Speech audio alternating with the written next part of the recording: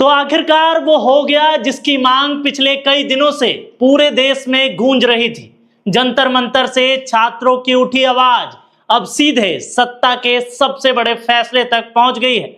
NEET छात्रों के लगातार प्रदर्शन के बीच देश के शिक्षा मंत्री धर्मेंद्र प्रधान ने अपने पद से इस्तीफा दे दिया है। जी हां, सही सुन रहे हैं आप। जिस इस्तीफे को लेकर छात्र लगातार धरने पर बैठे थे, वह इस्तीफा अब सामने आ गया है। दोस्तों, पिछले कई दिनों से दिल्ली का जंतर मंतर सिर्फ एक प्रदर्शन स्थल नहीं था, बल्कि लाखों हजारों छात्रों की उम्मीदों और गुस्से की आवाज बन चुका था। हर दिन एक ही नारा सुनाई दे रहा था, जवाब दो, जिम्मेदारी तय करो। और अब उस आंदोलन का सबसे बड़ा असर देखने को मिल गया है। धर्मेंद्र प्रधान ने सोशल मीडिया प्लेटफॉर्म एक्स पर एक लंबा पोस्ट लिखकर अपने पद से इस्तीफे का ऐलान कर दिया है। उन्होंने कहा कि वे पिछले 40 साल से शिक्षा और छात्रों के लिए काम कर रहे थे और हमेशा मानते हैं कि मजबूत शिक्षा व्यवस्था ही मजबूत भारत की नींव है। उन्होंने लिखा कि वे देश के युवाओं की भावनाओं, उम्मीदों और सपनों का सम्मान करते हैं। उन्होंने अपने पोस्ट में साफ कहा कि 3 मई 2026 को हुई नीट यूजी परीक्षा में अनियमितता सामने आई थी। सरकार ने तुरंत सीबीआई जांच के आदेश दिए थे, परीक्षा रद्द की गई थी और दोबारा परीक्षा कराई गई।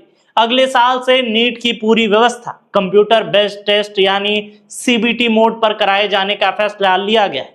धर्मेंद्र प्रधान ने आगे लिखा कि इस पूरे संकट के दौरान उनकी सबसे बड़ी प्राथमिकता थी कि 20 लाख से ज्यादा छात्रों की परीक्षा बिना किसी परेशानी के पूरी कराई जाए।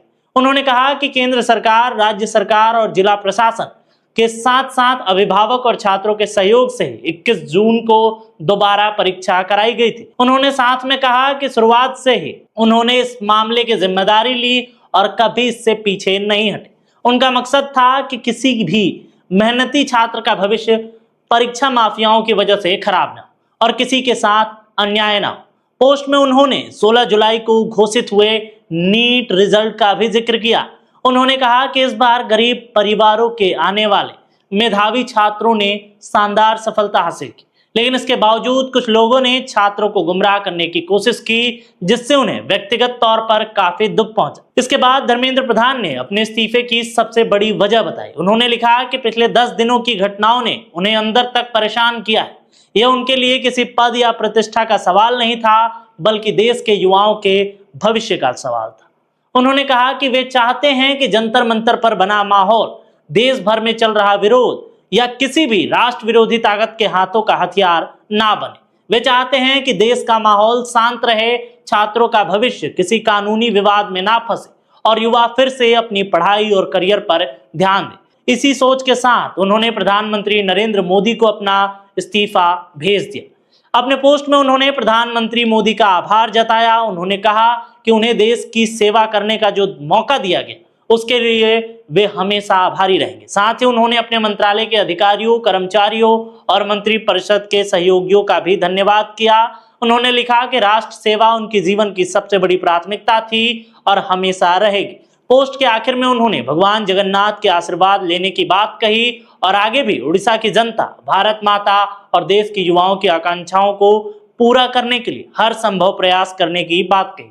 लेकिन अब आता है वो सवाल कि क्या सिर्फ इस्तीफे से छात्रों का गुस्सा शांत हो जाएगा? क्या नीट पेपर लीक का विवाद का यह आखिरी अध्याय है या फिर यह जिम्मेदारी अधिकारियों पर या आने वाले सिस्टम पर और बढ़ेगी? लेकिन इतना तय है कि यह जवाबदेही की पहली कदम थी और ये बीजेपी के लिए भी लगातार बन रहा मूवमेंट। इससे बीजेपी ने भी दिखाया कि कैसे एक सत्ता देश के छात्रों की आवाज सुनती है। आप धर्मेंद्र प्रधान के इस्तीफे पर क्या सोचते हैं? अपनी राय वीडियो के कमेंट सेक्शन में जरूर दें। धन्यवाद।